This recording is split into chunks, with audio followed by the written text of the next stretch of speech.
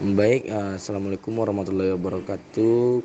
Kami dari kelompok 8 yang beranggotakan saya sendiri Michael Jordan dan rekan saya Nurul Ilmi akan menyampaikan hasil diskusi kami yang dimana materinya tentang yang pertama pengertian layanan spiritual di rumah sakit, yang kedua metode konseling di rumah sakit, dan yang ketiga tahapan-tahapan konseling di rumah sakit.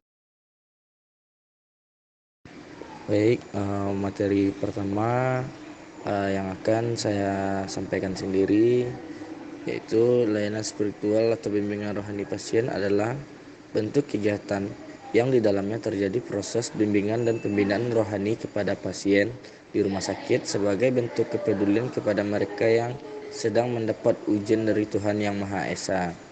Dalam kegiatan tersebut, bagaimana seorang rohaniawan dapat memberikan ketenangan, kedamaian, dan kesejuk hati kepada pasien dengan senantiasa memberikan dorongan dan motivasi untuk tetap bersabar, tawakal, dan tetap menjalankan kewajibannya sebagai hamba Tuhan. Bimbingan dan motivasi bagi pasien dan keluarga secara spiritual guna mendapatkan kesabaran di dalam upaya pengobatan yang sedang dijalani. Petugas bimbingan rohani akan mengunjungi pasien untuk memberikan motivasi, mengingatkan dan mengajarkan tuntunan ibadah kepada pasien seperti menjalankan sholat pada kondisi sakit dengan berbaring atau duduk, bertawakal dan berdiskusi.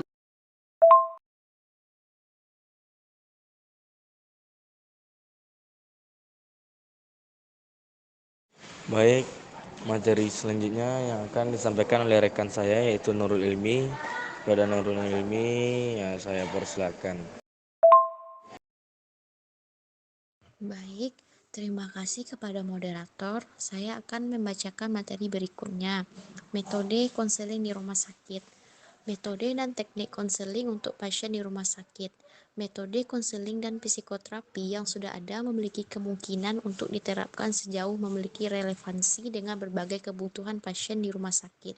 Setidaknya ada 4 bentuk pelayanan. Yang pertama ada bimbingan, yang kedua konseling, yang ketiga kolaborasi, dan konsultasi, yang keempat psikoterapi.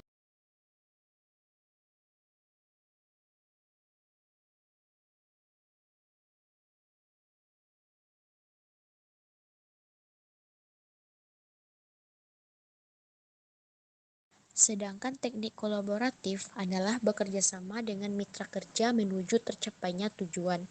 Yang jelas, penggunaan metode dan teknik harus memperhatikan pertimbangan-pertimbangan berkenaan dengan tingkatan konseling, yaitu pertama, informating giving, hanya bersifat pemberian informasi mengenai beberapa hal seperti rencana pengobatan, hasil tes laboratorium, perawatan, dan percobaan obat, pencegahan penyakit, dan lain-lain.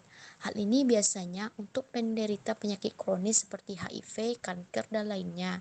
Yang kedua, implication counseling merupakan tindak lanjut dari pemberian informasi jika terjadi hal-hal yang harus dirundingkan dengan pihak keluarga, pasien, atau pihak terkait. Yang ketiga, supportive counseling merupakan tahapan konseling selanjutnya jika terjadi berbagai reaksi emosional atas berbagai informasi yang diterima pasien atau keluarga, atau mendorong agar memiliki kesiapan menerima kenyataan dan memasuki proses berikutnya. Yang keempat, psikoterapeutic counseling merupakan tahapan lebih lanjut yang difokuskan pada penyembuhan, penyesuaian kemampuan mengatasi, dan berbagai hal yang terkait dengan penyelesaian masalah yang dihadapi pasien.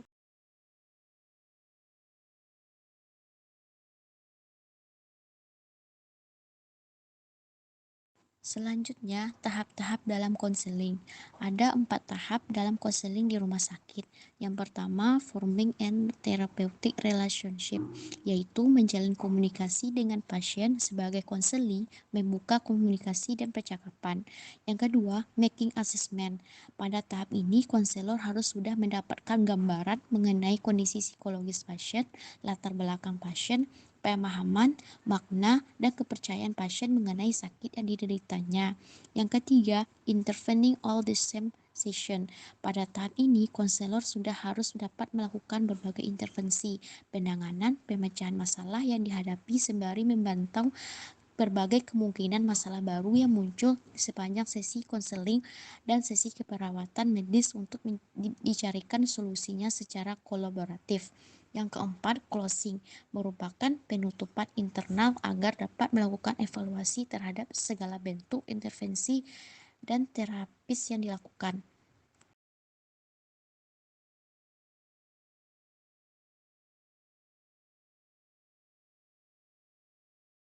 Baik, terima kasih saya ucapkan kepada Nurul ini. Mungkin sekian materi dari kelompok kami. Jika ada kekurangan, mohon maaf. Assalamualaikum warahmatullahi wabarakatuh.